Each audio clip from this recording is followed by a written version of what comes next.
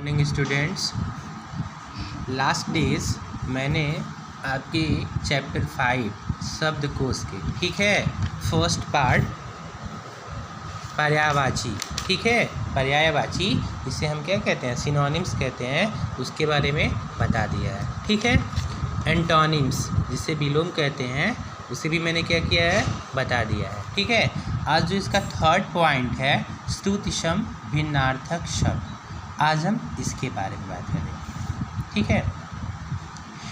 तो बच्चों, हिंदी शब्दकोश में बहुत सारे ऐसे शब्द आपको मिलेंगे जो सुनने में तो एक जैसे लगते हैं, ठीक है, लेकिन उनका जो अर्थ होता है वो बिल्कुल अलग अलग होता है, ठीक। इन्हें हम क्या कहते हैं, श्रुतिसम भिन्नार्थक शब्द कहते हैं, पेयर्स ऑफ सिमिलर वर्ड्स। कहने का मतलब होता है कि इनका जब हम प्रोनाउंसिएशन करते हैं, जब इनका उच्चारण करते हैं तो सुनने से तो ये लगता है कि एक जैसे हैं, ठीक है, लेकिन जो हम प्रोनाउंसिएशन करते हैं उसमें भी क्या होती है, तार्किकता होती है, ठीक है। उसको बोलने का जो तरीका होता है वो बिल्कुल अलग अलग होता है और उसके बेस पे उसका जो अर्थ होता है वो भी क्या होता है, अलग अलग ही होता है, ठीक है। तो ऐसे शब्दों को क्या कहते हैं, श्रुतिसम भिन्नार्थक शब्द। इस पे दिया भी हुआ है कि हिंदी में कुछ शब्द ऐसे होते हैं जो उच्चारण की दृष्टि से तो समान होते हैं परंतु उनके अर्थ में पर्याप्त भिन्नता होती है। इनके उच्चारण या प्रयोग में जरा सी भी असावधानी होने पर वाक्य के अर्थ में परिवर्तन हो जाता है, ठीक है।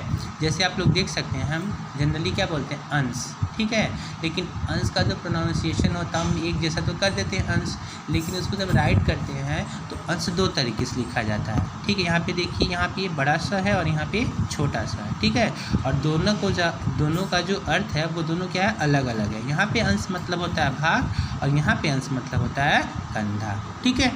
अब यहाँ पे देख लीजिए अंगना, ठीक है। तो अंगना हम जब बोलते हैं तो बेसिकली घर का जो यार्ड होता है उसको हम मानते हैं अंगना, ठीक है, लेकिन अंगना का भी अर्थ दो होता है। अंगना मीन्स क्या होता है, स्त्री, और यहाँ पे आंगना मीन्स क्या होता है, घर का आंगन। ये देख रहे हैं अंगना है और ये क्या है, आंगना। बोलते हम कौन सा है, अंगना, ठीक है। इसका अर्थ क्या होता है, स्त्री, लेकिन बोलना हमें क्या चाहिए, आंगना, क्योंकि हम घर में कभी भी क्या होता है, घर की चीज़ों को लिए इंडिकेट करने के लिए घर में बोलते हैं ना, ये अंगना है, ये घर का आंगन है, ऐसे बोलते हैं। तो देख लीजिए यहाँ पे इन दोनों का अर्थ जो होता है वो भी क्या होता है, अलग अलग होता है, ठीक है। तो सीधे सीधे आपसे अगर कोई पूछे कि श्रुतिसम भिन्नार्थक शब्द क्या होता है तो बताएंगे जिनका हम क्या करते हैं, उच्चारण की दृष्टि से तो समान होते हैं, मतलब बोलने से तो एक जैसे लगते हैं, लेकिन उनका जो अर्थ होता है वो क्या होता है, अलग अलग होता है। ऐसे शब्दों को क्या कहते हैं, श्रुतिसम भिन्नार्थक शब्द कहते हैं, ठीक है। अब आपकी हम बात करते हैं एक्सरसाइज की। एक्सरसाइज पे आइए तो देखिए यहाँ पे दिया वर का अन्य अर्थ क्या होता है। तो एक तो वर और कन्या, आपको पता ही होगा, दूल्हा दुल्हन होता है, और दूसरा वर मतलब वरदान, ठीक है। तो इसका आंसर हो जाएगा वरदान। अंक गिनती भी होती है और क्या होता है, अंक का एक गिनती होता है, अंक का अन्य अर्थ क्या होता है, गिनती, ठीक है, और एक संख्या भी होती है।